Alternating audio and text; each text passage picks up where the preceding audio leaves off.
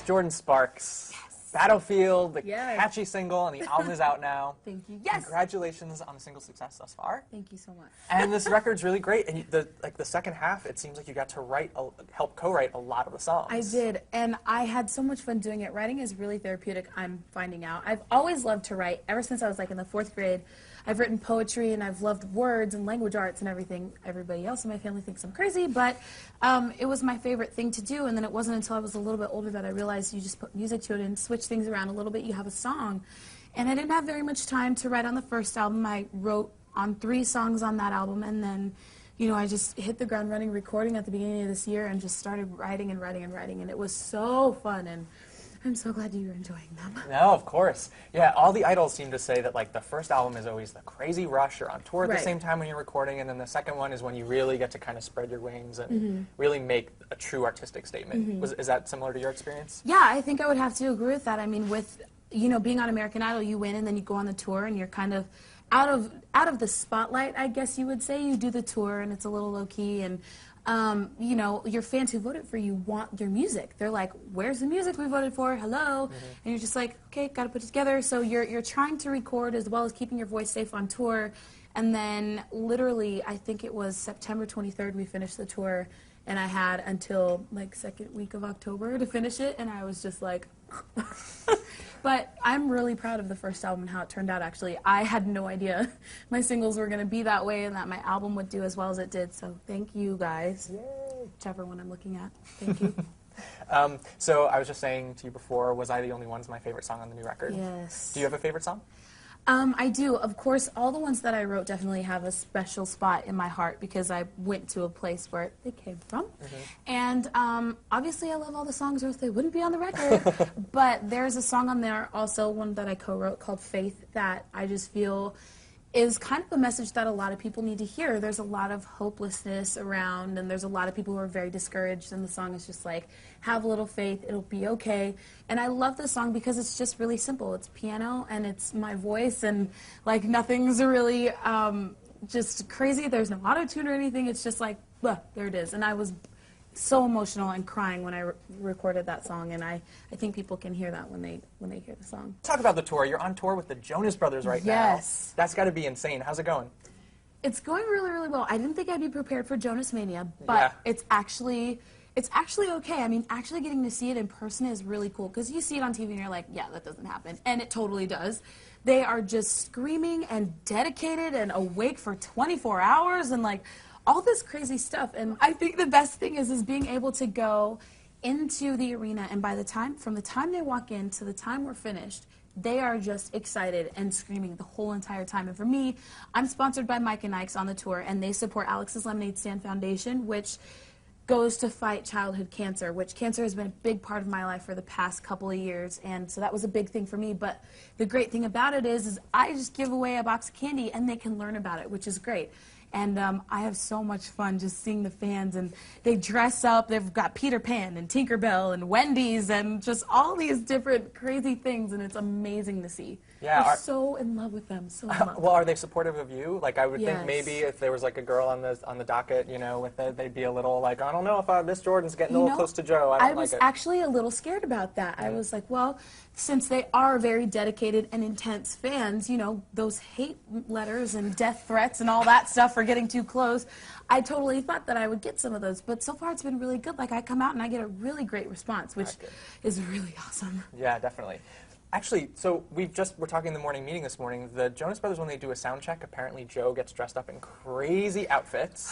Have you witnessed this? Can you shed some light on this phenomenon? Because we're totally baffled by it. I mean, we love it. Don't get me wrong.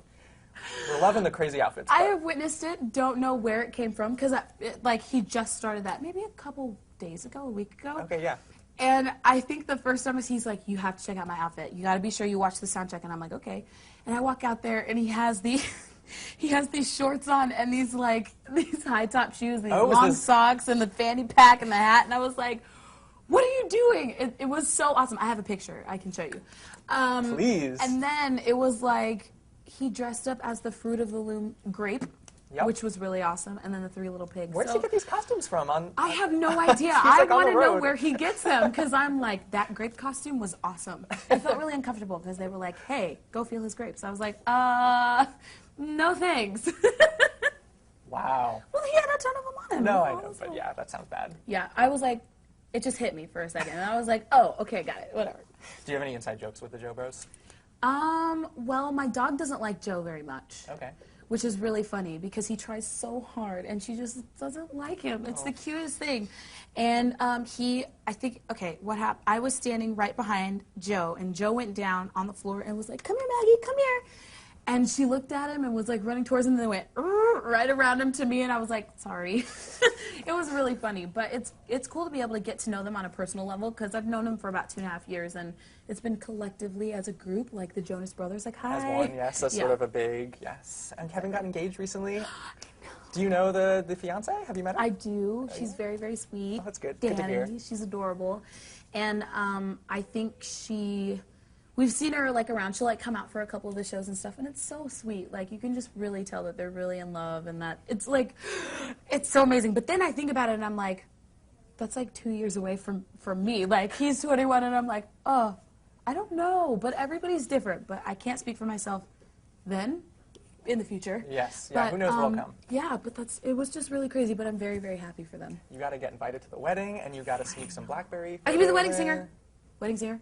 There you go. Me. Joe, Kevin. I'm good at wedding songs. Yes, there you go. So actually, you sort of have this like kind of pop culture history with the Jonas Brothers, especially on MTV last year at the VMAs. You know where I'm going. Yes. You defended the purity rings. Russell Yes. Brand was a little mean to them. Uh-oh. Still got mine. All my single ladies. Oh, Yeah, well, no. except it's okay. Look, it's for God. It kind of counts. Yeah, right. But Russell's actually going to be hosting again this year. I know why. Oh, you said it, not me. I'm just asking why. I just think it's going to be really funny because I think I'm going to go, but it's going to be funny to see what he pulls out of his sleeve. Because does he have any new jokes besides the sexual ones? I don't know. They don't let me in the writer's Nothing room. mean about it. Yeah. I'm just asking. Just it's an honest question. Yeah. Who's he going to sort of target this year? He'll probably target me for saying that. It's okay, Russell. It's okay. I can take it. I got my armor. Yes. See what I did there? She tied it See into what the I did there? It's kind of awesome. Very briefly, let's talk about Idol for a quick second. Yes. Have you heard the news about Paula Abdul? I know. What's the story there? How do you feel about it? I don't know the inside scoop or anything, but I heard it and I was like, keep Paula. I don't even care what's going on, but you have to keep her. She's one of the original judges.